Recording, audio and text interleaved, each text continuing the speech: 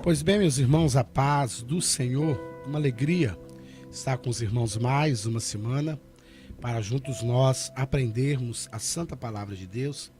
Estamos já no último trimestre do ano de 2019 e desta vez estamos já na lição de número 2, o nascimento de um líder profético em Israel. O textual está baseado em 1 Samuel, capítulo 1, o versículo 20.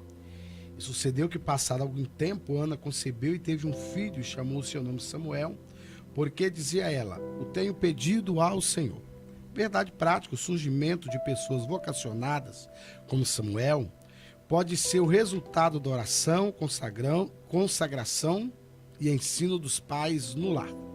A leitura bíblica em classe está baseada em 1 Samuel, capítulo 1, do versículo 20 ao versículo de número 28.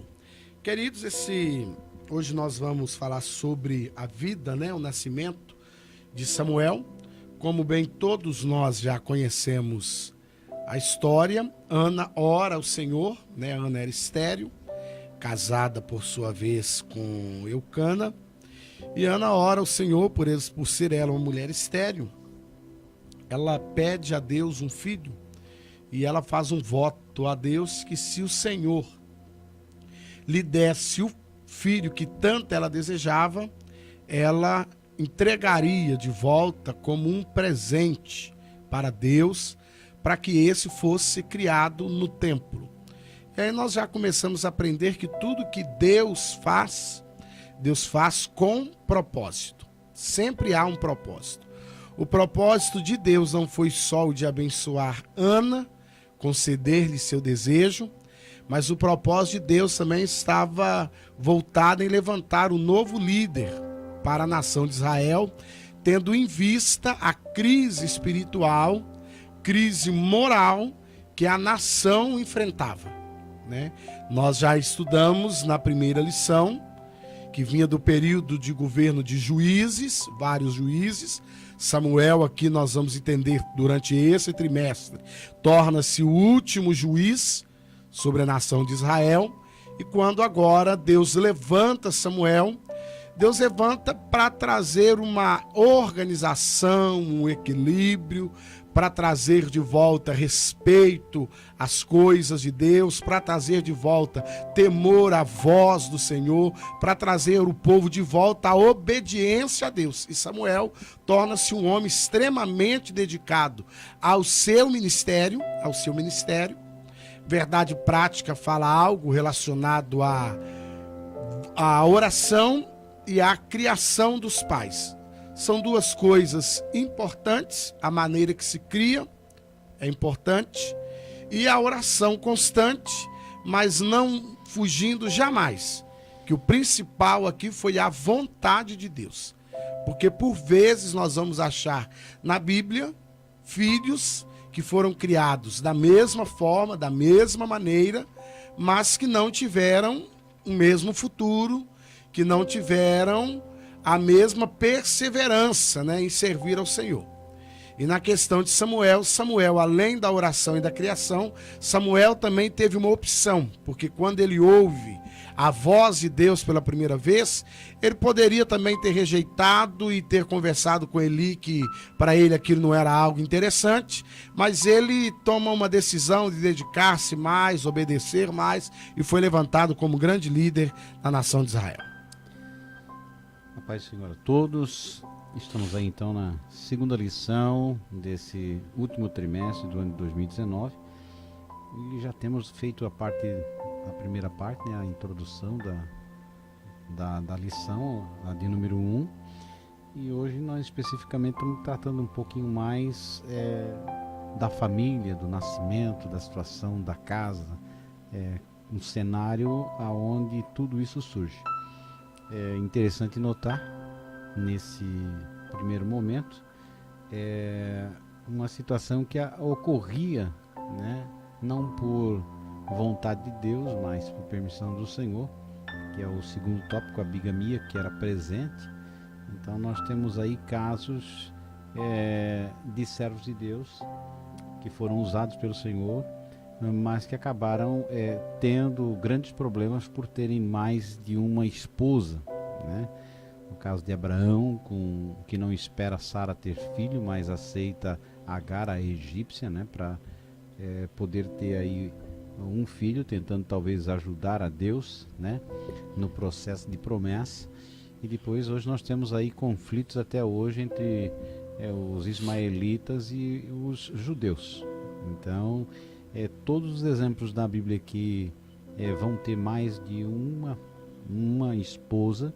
Veja Davi, quanta coisa terrível aconteceu no lar de Davi, né? Incesto, traição, prostituição e violência dentro de uma família com vários filhos. Jacó também entre os seus filhos, né? Venda de irmão, brigas, inveja, por causa dessa situação. Então, Deus no Novo Testamento, através de Jesus Cristo, questionado acerca do divórcio, que já não era nem questão de ter duas esposas, mas a troca de uma mulher por outra mulher, por qualquer motivo.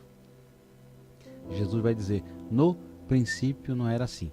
Deixará o homem o seu pai, a sua mãe, unir-se-á ao seu esposo, e ambos serão uma só carne.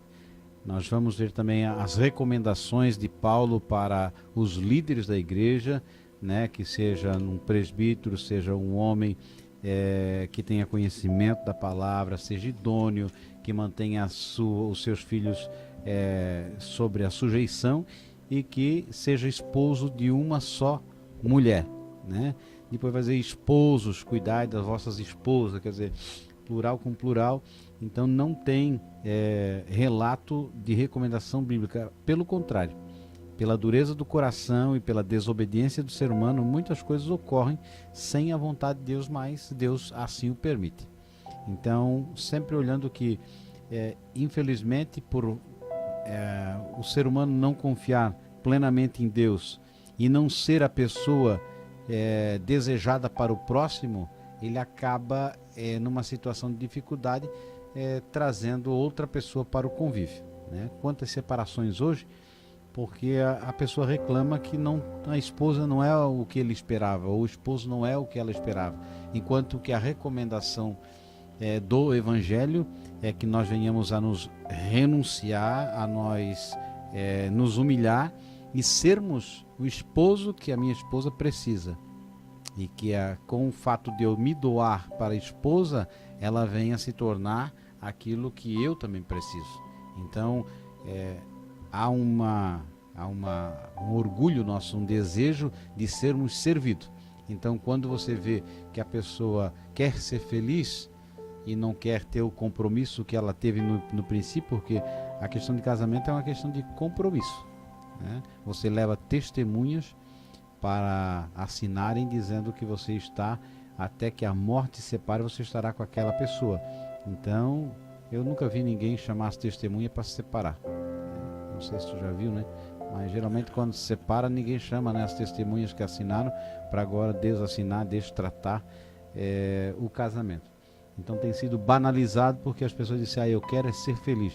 Se ele não me der felicidade, então eu vou arranjar alguém que me traga felicidade. E casamento não foi feito para ter felicidade. Paulo até disse: se tu pensa em casar, pensa duas vezes, porque tu vai ter dor de cabeça. Não é melhor que tu não case. Então, se você pensa em casar para ser feliz, está no caminho errado. Você tem que ser feliz para depois casar e fazer alguém feliz. Não esperar que alguém te faça feliz. A felicidade vem do contentamento de saber que Deus está com você.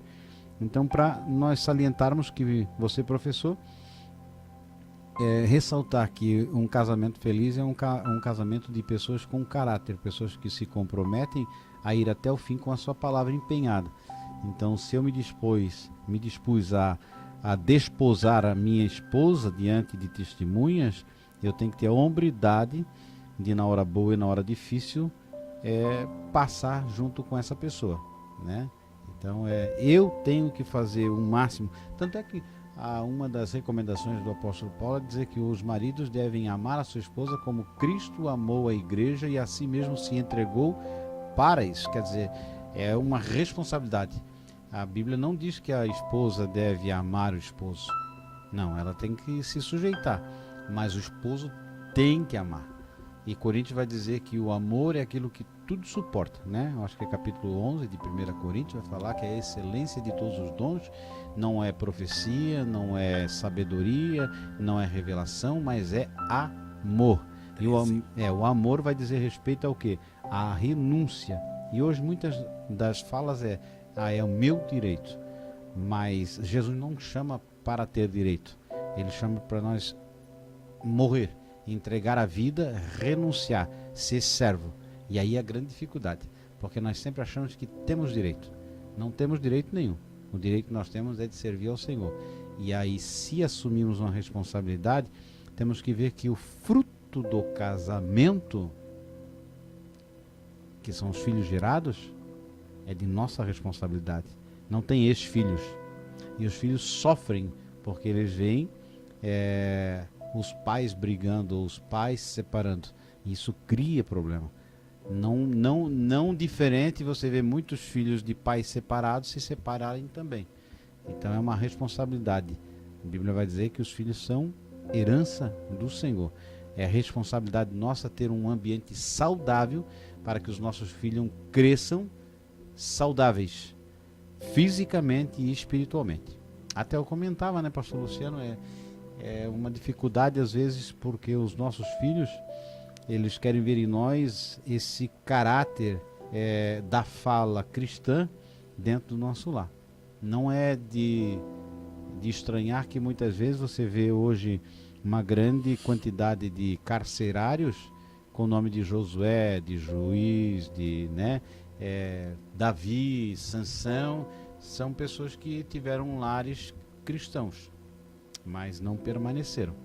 E aí às vezes você vê uma pessoa que participou de um culto, e espero que você não seja uma dessas, levantando a mão para o céu, dando glória a Deus, aleluia, amém, que quer dizer, está concordando com o que está acontecendo, e aí depois vai para o carro, ou para a bicicleta, ou chega em casa para comer, a sobra do almoço de domingo, e está lá falando mal das pessoas que estavam no culto, de toda a situação que ocorreu na casa de Deus.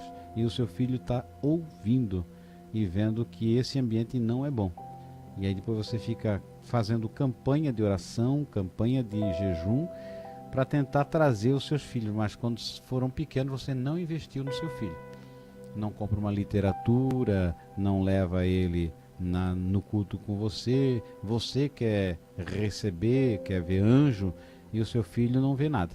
Então nós temos que cuidar da criança para que ela possa ter um ambiente sadio, para que depois ele tenha assim, prazer em ir à casa de Deus, não uma obrigação, E às vezes nós não temos essa atenção, infelizmente.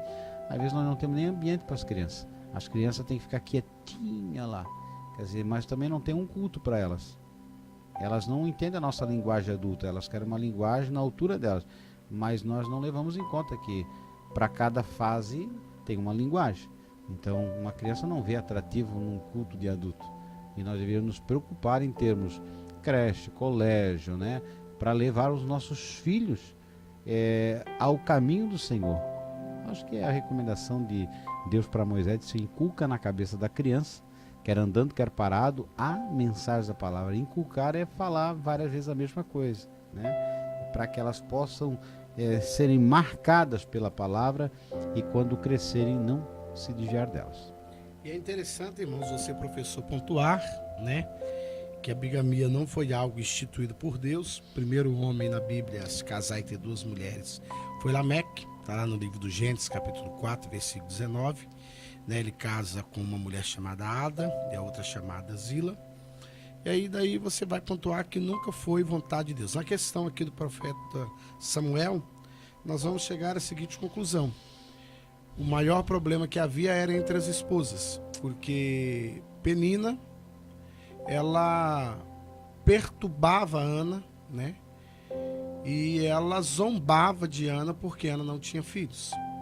E aí nós vamos aprender algo importante para o casamento, porque Eucana chega e fala com Ana: não te sou eu melhor do que 10 filhos? Não te dou a melhor porção? Aí nós temos um grande aprendizado. tem que estar bom para os dois. No caso ali era para os três, né? E ali era para os três, é mais complicado ainda. Então Eucana não conseguia entender. A princípio aqui você percebe que ele não conseguia entender o desejo, o anseio do coração de Ana. Né? E a própria Penina também se via desprezada. Então, quando ela teve a oportunidade de dizer assim... Ela se sobressaía. Tá vendo? Tu pode até ter a porção dobrada, mas eu tenho um filho. E você não. Então você vai ver que sempre vai gerar problema, porque é algo que o Senhor Deus não permite. É algo que o Senhor Deus não concorda, né? Não é algo instituído por Deus. Deus não fez duas Evas, né? Deus fez uma Eva só, uma só já deu o que deu, imagina duas. É verdade. Então Deus é bom, Deus sabe o que faz. É verdade. Irmãos, e uma família piedosa, terminando aí esse primeiro tópico, né? A piedade aqui vai falar não da questão da bondade, mas de uma família que, com esses problemas, era uma família que ainda tinha o hábito, o costume e a dedicação de apresentar a Deus culto, né?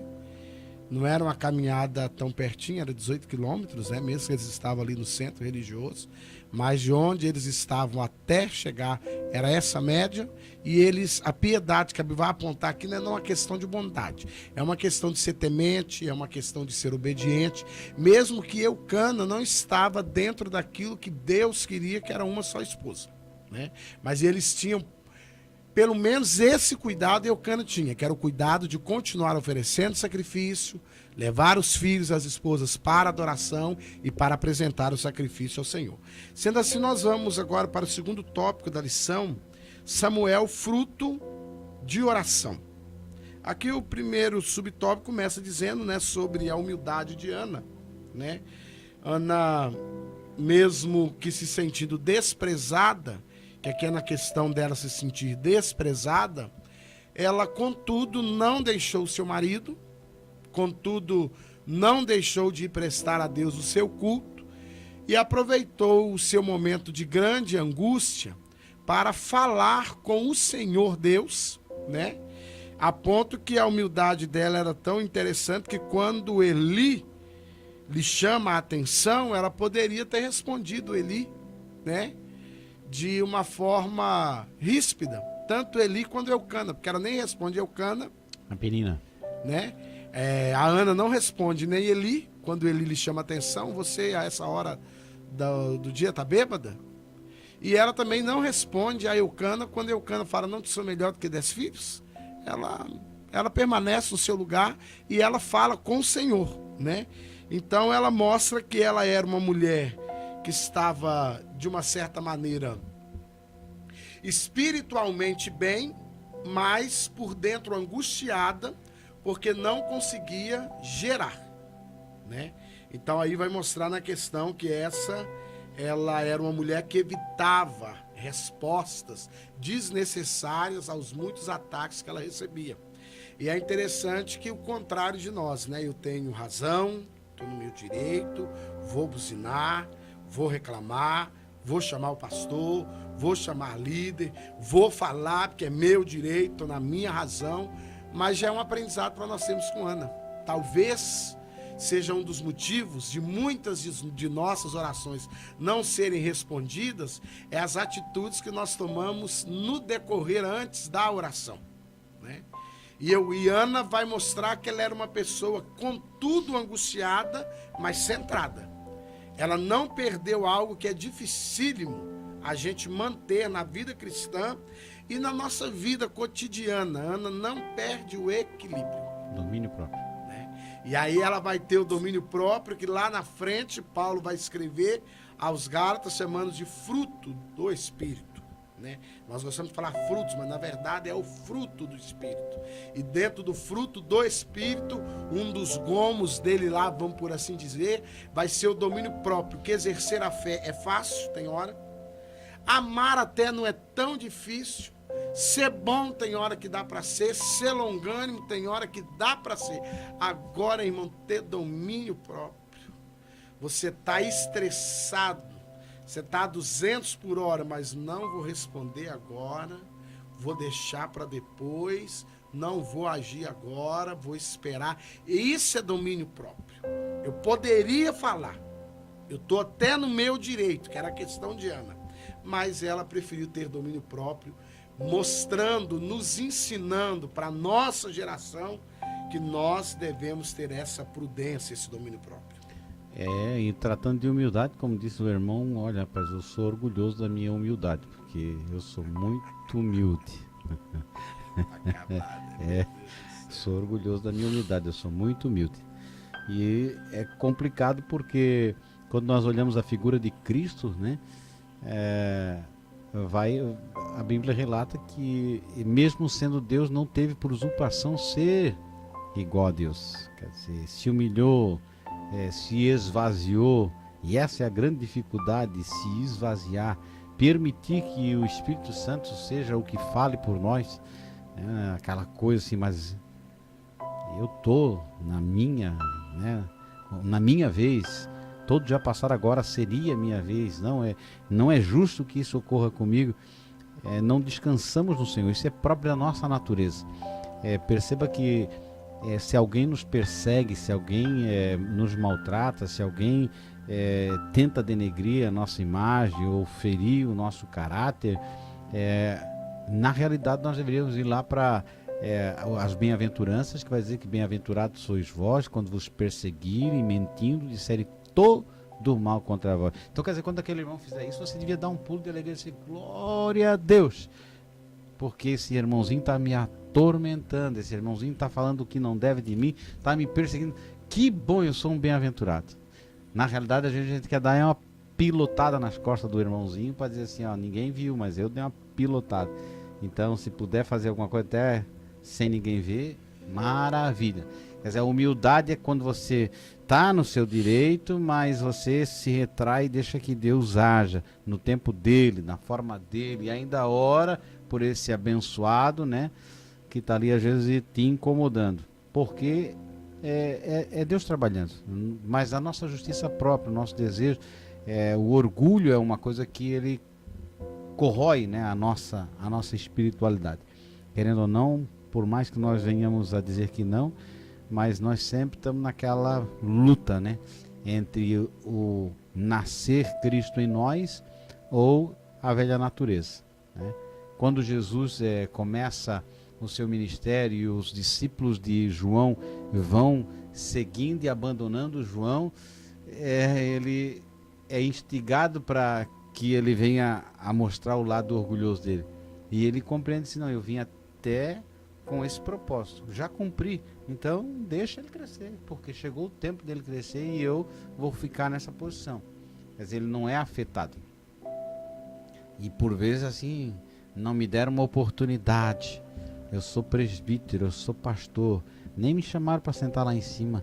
Na plaquinha não apareceu o meu nome, podia ter colocado. Eu estou 10 anos aqui, eu dei 3 cadeiras para a igreja, eu ajudei a botar aquele letreiro lá em cima, tá vendo? Aí é a nossa justiça própria, né? Quer dizer, queremos ser honrados. Falamos que fizemos por amor, mas lá na frente nós queremos a retribuição do nosso trabalho. Quer dizer, não deixamos que Deus prevaleça. Ana, ela passa por toda essa humilhação devido ao fato dela ser uma mulher estéril, e é incrível como Deus escolhe mulheres estéreis, né, para levantar homens extraordinários, né, porque a Sara era uma mulher estéril, né, a Rebeca era mulher estéril, Raquel era mulher estéril, a mãe de Sansão era mulher estéril, a Isabel, que era de João Batista, era estéril. Então, e são homens que se levantam com uma autoridade de Deus, e Deus poderia escolher uma mulher que não fosse estéril para nascer esses homens aí, né? Mas parece que é nesse trabalhar das improbabilidades, das fraquezas nossas, que Deus demonstra a sua grande capacidade de revelar o seu amor nas dificuldades. Então, você, eu, devemos glorificar Deus em todos os momentos da nossa vida. No momento da esterilidade, né? No momento da escassez, no momento em que não produzimos, mas devemos sempre procurar saber com maturidade o que Deus quer para a nossa vida. Então, é uma vida marcada, né? Nós vemos aqui a Ana, ela tem uma dificuldade no coração porque ela se angustia, passa 1 ano, passa 2 anos, são vários anos, e ela sobe até Siló, o lugar da adoração, ela está diante de Deus, ela paga os seus sacrifícios e ela não obtém uma resposta. Isso é cruel para nós, né? Porque quando nós estamos em pecado, tudo bem, mas quando nós vamos no ciclo de oração, damos o nosso dízimo, não faltamos o culto, damos esmola, e de repente vem uma doença, a gente diz, não, mas eu não mereço, né, Senhor? Poxa, por que eu? Com câncer? Não, Senhor.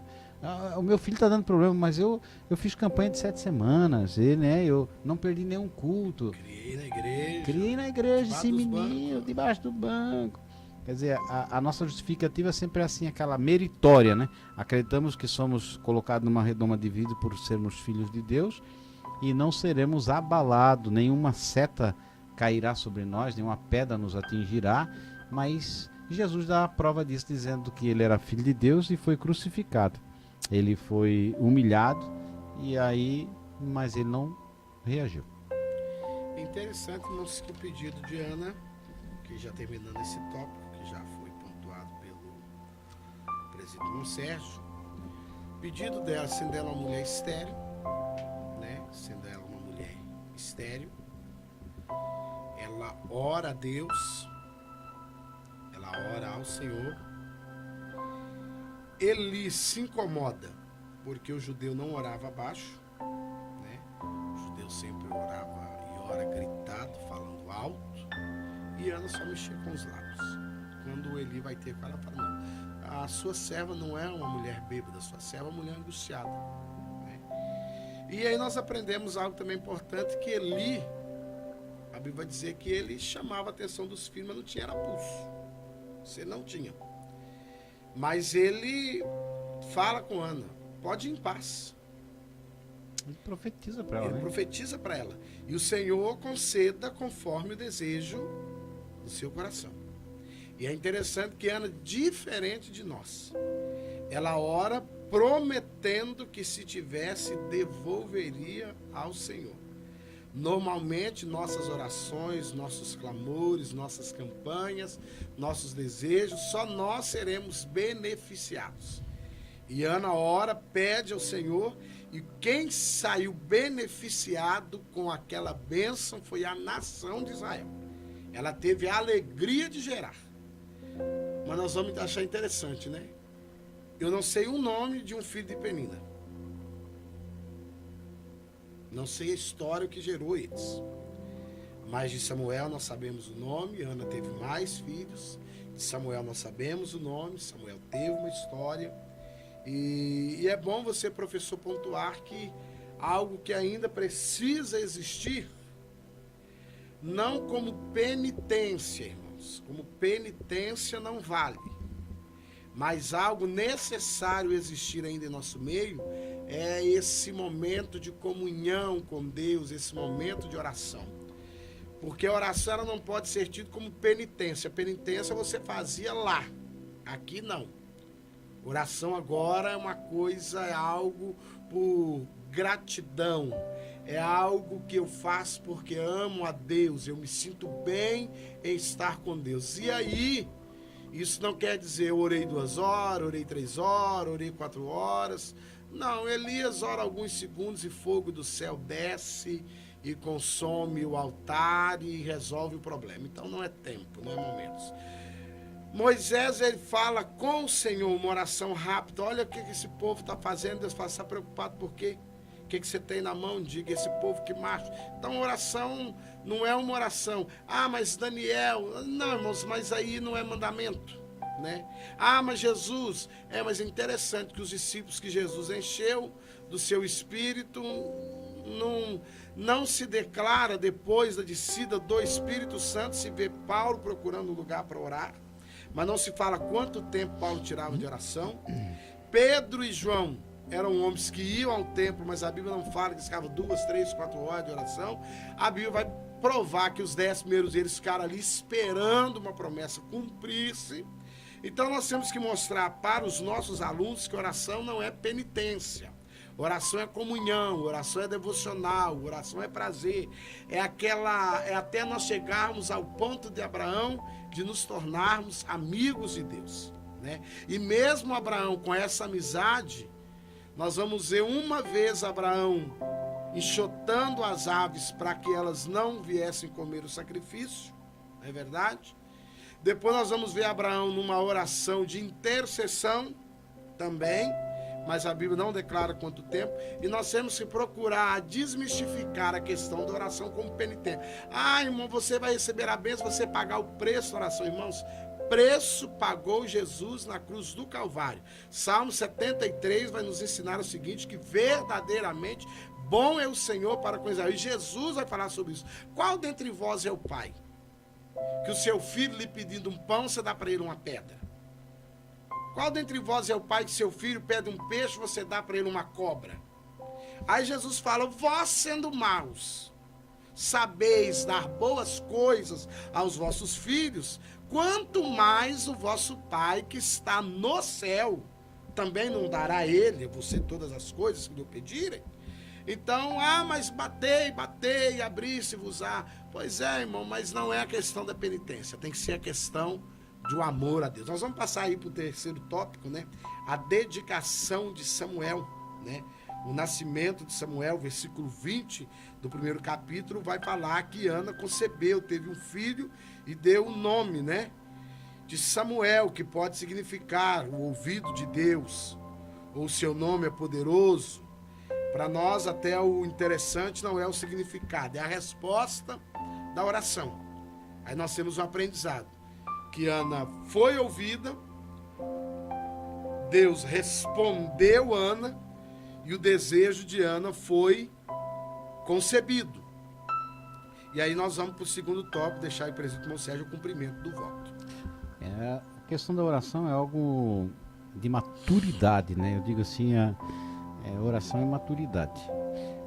Ana se encontra em angústia de alma, em sofrimento, e o que ela deseja é algo legítimo, né? Ela deseja que saia, porque a visão do passado do povo judeu é uma mulher que não tenha filho, ela tida como uma pessoa amaldiçoada. Então essa é a grande questão. Pesava sobre ela não só o fato de não ter filho, mas o fato de carregar essa marca, essa identidade de maldição. Era muito associado a isso, maldita porque não dava. Por isso que Eucana tenta insistir assim, eu sou mais do que 10 filhos, mas não substitui. Ela queria, na realidade, a realização do sonho dela é de poder amamentar, de poder dizer assim, tá aqui, Deus tem prazer na minha vida, eu estou gerando, né? Não preciso nem ficar com filho, mas saiu de mim o peso da maldição. Agora você olhada com outros olhos. É o alívio. A sociedade está vendo para mim que Deus não está pesando a sua mão sobre mim. E sabe, é aquele desejo da aprovação de Deus, né? E isso é muito interessante. E ela expõe essa necessidade de uma forma muito clara, como uma conversa. Sabe que isso é bom para você perceber a maturidade dela? Que ela fala com Deus, apesar de Deus ser todo poderoso, mas ela disse, eu estou em angústia de alma, eu não consigo nem falar.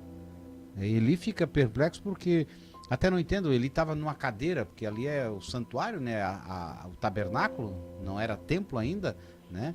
E ele está sentado numa cadeira do lado de fora lá, certo, provavelmente entre a pia e a entrada da porta lá, né? E ele está observando ela no pátio lá, porque Ana não entra, nem homem nem mulher não entrava dentro do santuário, né? É no pátio. Mas o que eu percebo é que o que ela fala diante de Deus é de uma sinceridade tamanha que ela disse, Senhor, dá para mim que eu devolvo para ti, né? E olha, você que é mãe, eu que sou pai, você dá um filho, nós protegemos a nossa prole, nós guardamos de todos os jeitos. Não vou dar meu filho, eu posso dar até R$200, posso dar até o salário do mês, mas o meu filho não, isso não bate com a nossa natureza. Não se negocia. Não se negocia, né? Abraão deu também o seu filho, né? Tem essa coragem, porque acreditava que Deus não deixaria ele descer sem que o seu filho fosse, né, ressuscitado, alguma coisa iria acontecer. Mas no caso dela, ela dá esse filho para que a obra de Deus permaneça. É de uma grandeza sensacional. Então, quando você ora, não é aquela expressão, quanto mais oração, mais poder, né? Isso é de uma indelicadeza, é de uma manipulação, é de uma malignidade. Acreditar que você ficar 3 horas de joelho vai fazer com que Deus olhe para você. Ou que você ficar 5 horas vai ser mais comunhão com Deus. Isso é manipular Deus. Deus não precisa de 5 horas para ser mudado o coração. Então eu vou ficar o dia todo. E aí ele vai me dar o carro do ano, ele vai me dar o emprego do sonho, ele vai fazer os meus filhos mudar. Não, irmão. A oração não é para você ir lá e expor só as suas necessidades. É você ter maturidade e dizer, Senhor, o que eu preciso e posso fazer para ajudar no reino de Deus. É como o filho que vem. Agora você imagina, você tem cristãos que pregam para Jesus. Senhor, está escrito na tua palavra. Parece assim que Deus é o menos convertido da relação, né? Ele está ali tentando convencer a Deus o que tem que fazer. Entra lá no hospital, Senhor. Leva aquele camarada para lá. Faz aquilo. Ele está explicando para Deus tudo que tem que fazer. Parece que Deus não entendeu ainda o que precisa fazer. Aí chega amanhã de manhã, ele está de novo a mesma ladainha. Se tu gravar determinadas orações, elas se repetem todos os dias. A mesma coisa. Já pensou eu ir na tua casa, Luciano, e falar contigo um assunto hoje, amanhã repetir frase por frase, no outro dia, daqui uma semana tu vai dizer, esse cara é doido, chato, ui, larga do meu pé. E quando chegar, a gente arruma um jeito de avisar, porque a gente não tá. E acha que assim, por tanto insistir, Deus vai mudar. Aí fala, pastor, mas aí tem a parábola lá da viúva, daquela viúva lá, e o homem, mas a Bíblia diz que aquele juiz não temia a Deus nem aos homens. Mas irmãos, o que Jesus quer ensinar ali, na verdade, é a perseverança em estar na presença dele, não a insistência. E a oração é aquela coisa assim, ó, eu conheço muitas pessoas que oram muito, e graças a Deus que oram, porque já orando incomodam. Se não orasse, então... Deus que me livre. Mas a questão toda é orar em todo o tempo. Então, a oração, ela não diz respeito a uma posição de joelho, ou em pé, ou sentado. A oração é uma vida de comunhão com Deus. Você está em casa e está com o pensamento voltado a Deus. Você está andando e trabalhando, você está com o pensamento voltado a Deus. É oração de coração, né? E é mais uma questão de você ser grato a Deus, porque as orações às vezes viram em que só pedidos. Carro, casa, emprego, cura, libertação, transformação, mas não tem interesse de assim, ó, Senhor, me ensina o que eu tenho que fazer para te agradar. Senhor, aonde eu preciso estar para que meu próximo sinta-se melhor? Aonde está aquele caído no caminho que eu preciso passar para levantar ele? As orações não são assim. Geralmente é só para conquistar alguma coisa. É uma cura divina, é uma casa própria, é um emprego. Não é que não possa, mas Deus já sabe. Aquele homem que precisava de uma cura para o seu servo, ele disse, olha, eu tenho autoridade, né? E diz para ele que não precisa ter o trabalho de vir na minha casa. Eu entendo que ele é ocupado. Só diz para ele assim, ó, diz uma palavra e ele basta. Porque sabe que assim, quando você ouve de Deus assim, ó, eu estou contigo, está suficiente. Não precisa ir mais numa casa de oração para ouvir uma profecia e dizer que você é um servo de Deus escolhido. Deus já disse para você, já está relatado na palavra. Você já é maduro o suficiente para entender que Deus te salvou porque te ama.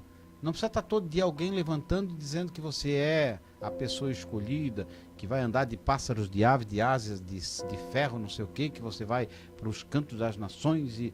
Não precisa.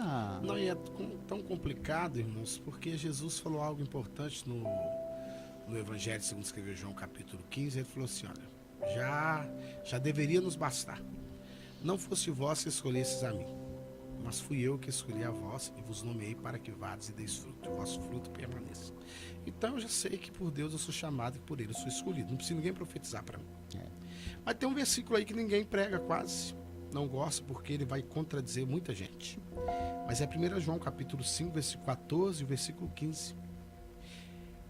E esta é a confiança que temos nele, que se pedirmos alguma coisa segundo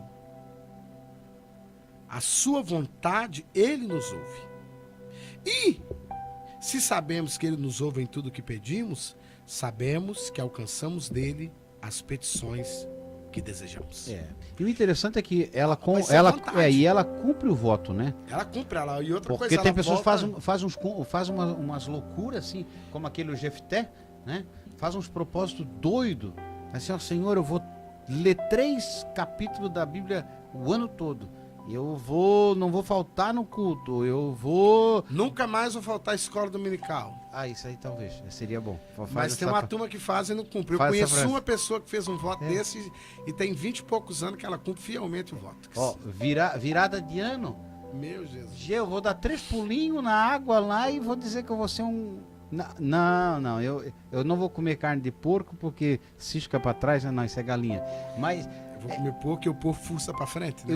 As datas, sim, sabe que é virada de ano daqueles propósitos malucos, ou num culto de missão, a pessoa... Gente, Deus não quer essas loucuras. E a Bíblia diz que Deus vai falar até com o próprio Davi, se eu quisesse sacrifício, e boi eu te pedia. Eu quero obediência. Porque os bois da terra é de Deus. E nós estamos fracos. Eu acredito assim que dentro do limite você tem que saber que na hora do desespero você pode prometer muitas coisas, mas nem sempre nós temos capacidade. E Ana vai mostrar, irmãos, porque nós que somos pais, você levar uma criança de 3 anos de idade, 3 anos. É doido. É aquela fase que tá tão engraçadinho, papai e mamãe, falando as palavras pela metade, fazendo a gente rir bastante, né? Pegando as manias que a gente acha engraçado. Não. Agora desmamou. Não sei se eu vou ter outro, porque ela não sabia, porque ela pediu ao Senhor um filho. E se o Senhor me der, eu vou levá-lo para o Senhor. E ela vai com Eucana, como um acordo. Sim, era Que combinado, algo importante, irmãos, para nós que somos casados, é o comum, não, é para Deus, não, é para Deus, mas se a esposa não concordar, não faz. É para Deus, o marido não concordou, não faz. A Bíblia vai chegar a dizer que a mulher que não é crente, ela ganha o seu marido sem palavras, pelo bom testemunho, pelo trato. Né? Tem que haver concordância. Tem que haver concordância. Abraão teve que aprender. Ele teve que aprender porque quando Sara fala com ele no capítulo 21 do Gênesis, Sara fala com ele, despede essa tua serva, que esse teu filho, porque com o meu não vai crescer. A Bíblia diz que Abraão ora ao Senhor, versículo 11, versículo 12, Abraão ora ao Senhor, e você vai aprender que tem que haver como um acordo, que Deus fala com Abraão, não pareça mal aos seus olhos o que pede a tua senhora, faz. Manda Agar embora com Ismael, porque dele também eu vou fazer uma nação, porque ele é teu filho, mas manda embora. Então nós vamos aprender que o comum acordo vai ser sempre algo fantástico na vida do casal. E aqui Ana e Eucana vai junto. Esse andar junto, né? Essa cumplicidade. Essa questão de os dois falar a mesma linguagem, né? Até na hora de uma correção de um filho, o pai repreende, a mãe diz que não, a mãe repreende, o pai diz que não. Tem que estar junto, tem que estar... vamos fazer isso, vamos. Vai pegar um trabalho, às vezes, na casa de Deus, a esposa não quer, não pega. Não. Vamos botar então a esposa, o marido não quer. Não faz. Primeiramente a família, para que possa estar em harmonia, porque senão vira uma guerra. Quer dizer, é um problema. Eu vejo assim, o amor de Deus em cumprir, né? Deus responde uma oração, isso incentiva nós a ter essa comunhão com Deus, em saber que Deus nos ouve, Deus atende às orações, nem sempre nos cura, nem sempre nos dá, mas Ele nos ouve. E o interessante é sermos pacientes em esperar na misericórdia de Deus para que Ele possa realmente fazer o que é, porque por vezes a melhor coisa que Deus pode fazer é não nos responder com o que nós pedimos, porque às vezes nós pedimos para o nosso deleite, para o nosso prazer e para nos afastar de Deus. Quantas pessoas, né, pedem facilidade, riqueza e tal, e ao receberem tudo isso, começam a estarem tão atarefados que já não consegue mais fazer a vontade de Deus. Quer E dizer, outra ao invés de coisa trazer para perto, leva pra afasta. longe. Irmãos, e outra coisa, N pessoas, eu não vou citar casos que pode acontecer de algum deles estar assistindo e vai saber que é para eles. Então não vou citar o caso específico. Mas N pessoas que receberam curas extraordinárias, foram tirados do leito de morte, hoje estão vivendo uma vida dissoluta, afastados de Deus. Então, e na hora da morte, ou da quase morte, ou do vale da sombra da morte, a pessoa faz aquele voto: eu vou servir ao Senhor, ou estar na casa de Deus, e não cumpre. Então vamos aprender com Ana. Fazer votos, mas um voto também que você consiga cumprir. A dedicação de Samuel, Ana volta. Talvez Eli nem lembrava mais, né? Porque ela podia nem voltar. Ana volta e a Bíblia diz que ela lembra Eli: ó, eu sou aquela mulher. Que aquele dia que o senhor estava lá na cadeira sentado, eu estava no pátio e conversando com Deus, só mexia os lábios, o senhor falou para mim que eu fosse para casa, que o senhor concedesse conforme o desejo do meu coração. O senhor lembra que eu falei com o senhor que se eu tivesse o filho, eu voltaria? Aqui está o menino. E uma coisa assim, nós não vamos adentrar mais profundamente, porque vai ser tema de outras lições, mas essa questão da dedicação de Samuel é o investimento em vidas, né? Essa é uma coisa fabulosa. Nós vamos ver isso na figura de Barnabé, né? Quando investe em João Marcos, investe em Paulo e insiste nessas pessoas, e o fruto são líderes para a glória do Senhor. Então você invista no seu filho, né? Fale para ele e leve ele a crer que Deus é poderoso para usar a vida dele, seja como um engenheiro, seja como um pedreiro, seja como um pintor, seja como um gari, seja como um pastor, mas abençoe o seu filho. Traga para ele ali a possibilidade dele enxergar que Deus é aquele todo-poderoso, que é o melhor para nossas vidas. Até que nessas coisas que nós achamos que não, né? Um servente de pedreiro pode ser uma bênção, pode ser uma pessoa extraordinária. Olha, irmãos, e porque eu vou fazer uma recapitulação aqui, recapitular o presídio irmão Sérgio, nós que estamos na igreja há anos, a nossa denominação cresceu, liderada na sua maioria por serventes ou por alguns pedreiros. A menina de escrava de Naamã, ela foi uma... não tem nem nome, né? Mas ela não tem nome, mas que mãe e que pai. É. Se o meu Senhor tivesse lá em Samaria, aquele menino que abre mão do seu lanche, que mãe, né, que consegue fazer com que aquela criança não seja egoísta, né? Que seja uma criança bondosa, mesmo, irmãos, a gente fala assim: ah, mas era para Jesus. Engraçado, nossa oferta do culto é para quem? Nós dizimamos para quem? Nós participamos das coisas para quem? Você doou a cadeira para quem? Você ajudou a construir para quem? Não é para Jesus? Então não pode haver cobrança. Eu não vejo esse menino falando: ah, mas então vamos fazer o seguinte: 5 pães e 3 peixes.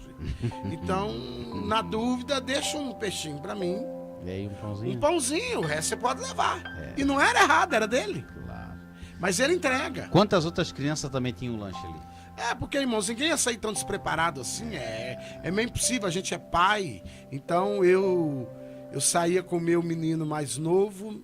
Quando ele via que eu saí, quando eu estava em Belo Horizonte, ele falava: pai, eu quero ir junto, mas pode ficar tranquilo que eu não vou pedir nada. E eu sei que tem uns Belo Horizontinos acompanhando, aí eles vão entender a linguagem.